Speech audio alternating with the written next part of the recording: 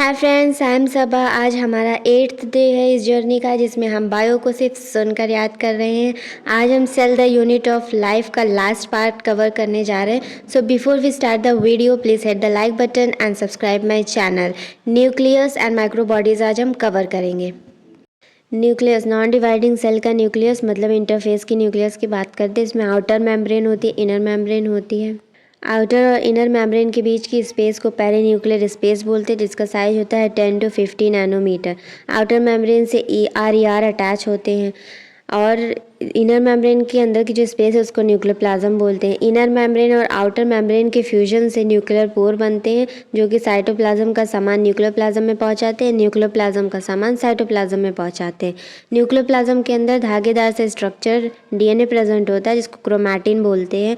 और ये फ्लेमिंग ने ये वर्ड नाम दिया है इसको क्रोमैटिन, क्योंकि ये कलर और स्टेन ले लेता है। क्रोमैटिन के अंदर होता है DNA, histone protein, non histone protein, RNA। Chromatin के अलावा एक और DNA प्रेजेंट होता है जिसको न्यूक्लियोलस बोलते हैं, जो कि डेंस होता है, नॉन मेम्ब्रेन होता है। इसका फंक्शन होता है राइबोसोमल फैक्ट्री बनाना, मतलब RNA बनाना। न्यूक्लियोलस इस बेसिकली DNA होता है, लेकिन ये RNA बनाता है। क्रोमैटिन प्रेजेंट होता है इंटरफेस के न्यूक्लियस मतलब नॉन डिवाइडिंग सेल के न्यूक्लियस के पास। दो तरह के क्रोमैटिन होते हैं, हेट्रोक्रोमैटिन एंड यूक्रोमैटिन। हेट्रोक्रोमैटिन जो होता है वो डेंसली स्टेन होता है, हाईली कॉइल्ड और कंडेंस्ड होता है, ट्रांसक्रिप्शनली इनएक्टिव होता है, डार्क स्टेन होता है। यूक्रोमैटिन जो होता है वो लाइट स्टेन होता है, लूजली पैक्ड होता है, ट्रांसक्रिप्शनली एक्टिव होता है। नंबर ऑफ न्यूक्लियस पर सेल में वेरिएबल होते हैं, सेम नहीं होते, डिफरेंट होते हैं। ज़ीरो न्यूक्लियस जिसके पास होता है उसको इन्यूक्लिएटेड बोलते हैं, जिसका एग्जांपल है मैच्योर एबीसी सीव ट्यूब। ये मैच्योरिटी पे अपने जो न्यूक्लियस है उसको लूज़ कर देते हैं। जिसके पास सिंगल न्यूक्लियस होता है वो यून्यूक्लिएटेड कहलाते हैं। जिसके पास दो न्यूक्लियस होते हैं वो बाई न्यूक्लिएटेड होते हैं। इसका एग्जांपल है पैरामीशियम, जिसके पास एक माइक्रो न्यूक्लियस होता है, एक मैक्रो न्यूक्लियस होता है। जिसके पास मोर देन 2 होते हैं मतलब मल्टीपल न्यूक्लियस होते हैं, उसको मल्टी न्यूक्लिएटेड बोलते हैं, सिंसीशियल या सिंसीजियम बोलते हैं। सेल जब डिवाइड करता है तो हाईली कंडेंस्ड स्ट्रक्चर बनाता है, जिसको क्रोमोसोम्स बोलते हैं, जो कि सिंगल धागे वाला होता है और G1 फेस में बनता है। इसके बीच में सेंट्रोमियर होता है, ऊपर P आर्म होती है जो थोड़ी छोटी होती है, नीचे Q आर्म होती है। S एंड G2 में जो डबल धागे का क्रोमोसोम्स बनता है उसके बीच में सेंट्रोमियर होता है, जिसको प्राइमरी कंस्ट्रक्शन बोलते हैं, जो कि हाईली स्टेनिंग होता है। वो जो P आर्म होती है उसके ऊपर सेकेंडरी कंस्ट्रक्शन होता है, जो कि नॉन स्टेनिंग होता है, और उसके ऊपर सैटेलाइट DNA प्रेजेंट होता है। सैटेलाइट DNA जो प्रेजेंट होता है वो 13th, 14th, 15th, 21st, 22nd pair में प्रेजेंट होता है क्रोमोसोम्स के। इसीलिए ये पांचों पेयर को बोलते हैं सैट क्रोमोसोम्स।